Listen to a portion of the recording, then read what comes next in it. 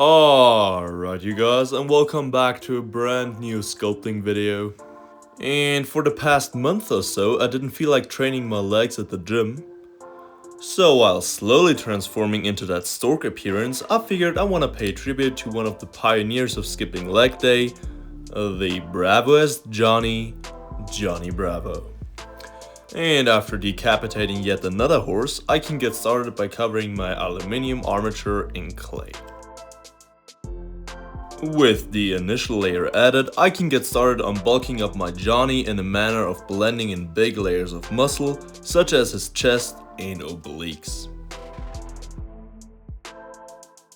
And since I want to make the algorithm friendly version by making him realistic, I added some more pec to those pecs, since a flat chest just wouldn't fit a realistic Johnny. Now, Mr. Bravo got an insane V-taper, which I tried to accomplish by blending in two large flattened worms of clay to his otherwise still narrow frame, working as his lats. And since John is pretty jacked but not extremely shredded, I added a singular ab to his stomach, and that's his torso done.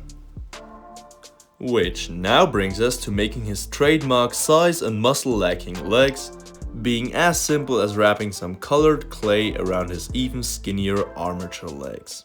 However, I didn't want to live a life in even more regret, so I still added a nice muscular butt.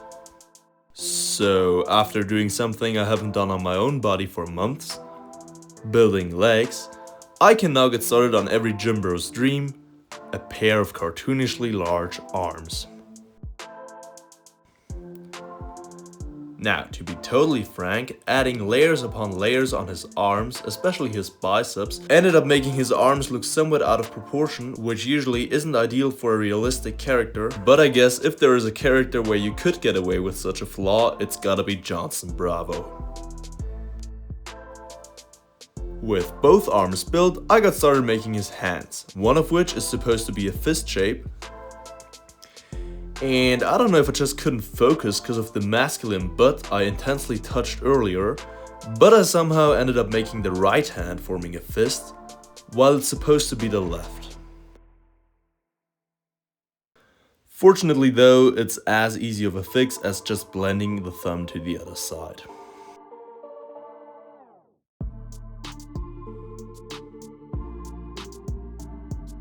And after blending it to the arm, I can make his right hand a second time, but this time in the correct position, for it to be holding that future cone.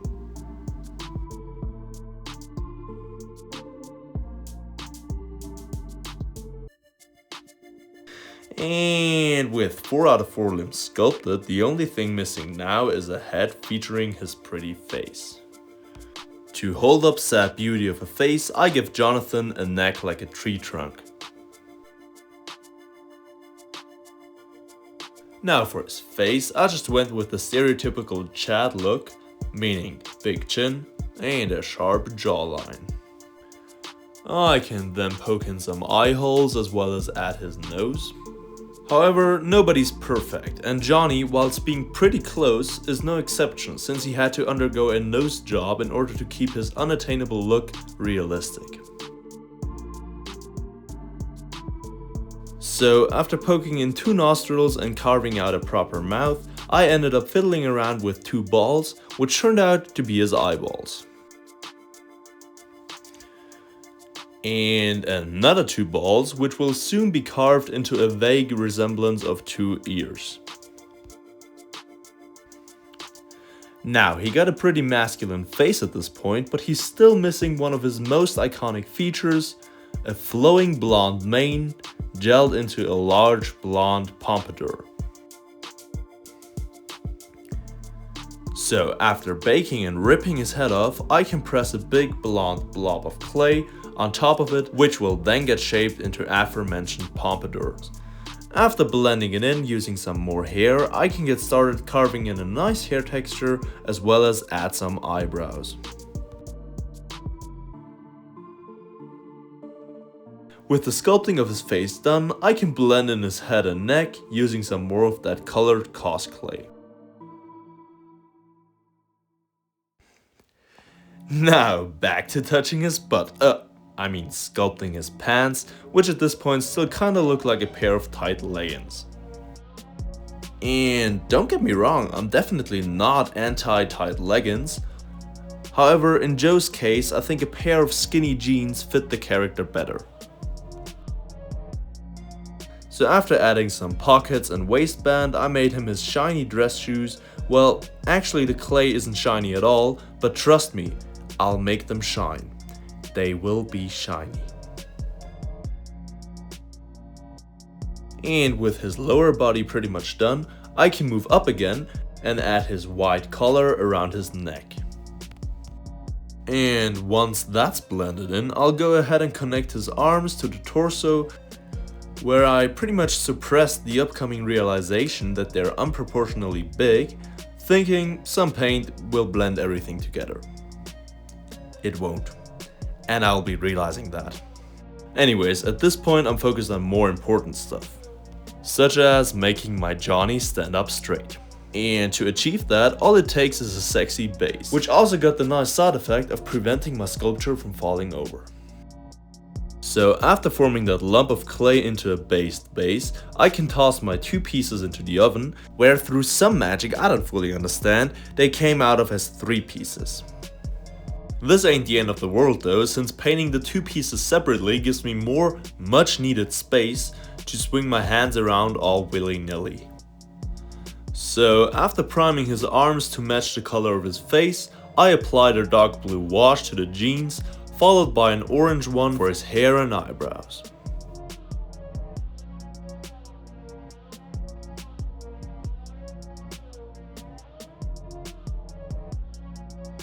And the wash application continues, since I'll also be covering his arms and face, letting the thin paint pool into all the cracks and thereby highlighting muscles and wrinkles. Now, a handsome man like Johnny's gotta be sponge worthy, so I'll be using a sponge to apply a dry brush in order to blend in my freshly added skin wash.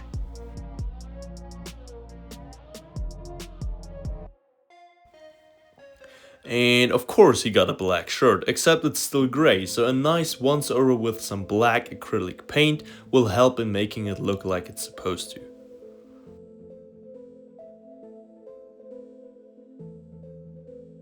And since I'm a man of my word, I'll make his matte shoes shine using the same black paint. And although I'll be giving John his sexy sunglasses later, I still gotta paint his eyes blue, as well as add a tiny pupil in the middle, and then lock it all in place with some UV resin.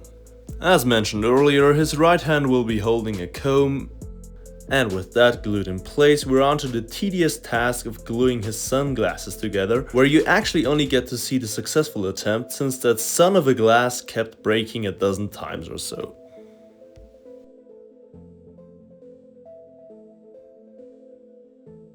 I then glued his arm into place, and that's Johnny done, so the only thing left is his base.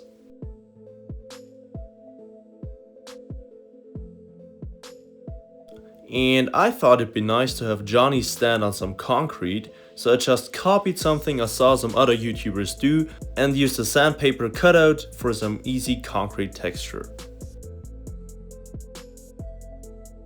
Once that's painted in concrete appropriate colors,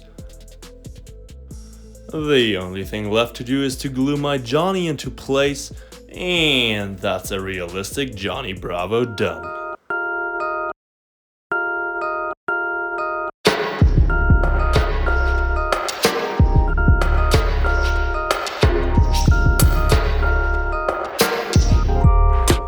Alright, oh, that doesn't work. Alright, thank you guys for watching. Comment down below which iconic cartoon character you wanna see me sculpt next, and I'm sorry for missing last week's upload. As always, make sure to do all the liking and subscribing, and if you wanna go the extra step further, you can always check out my Patreon. And if Johnson over here got too little muscle for your liking, I recommend you watch this bigger and leaner monstrosity of a video next. Or any other video, I don't really care as long as you keep watching. And I'll catch you in the next one, and I'll love y'all, bye.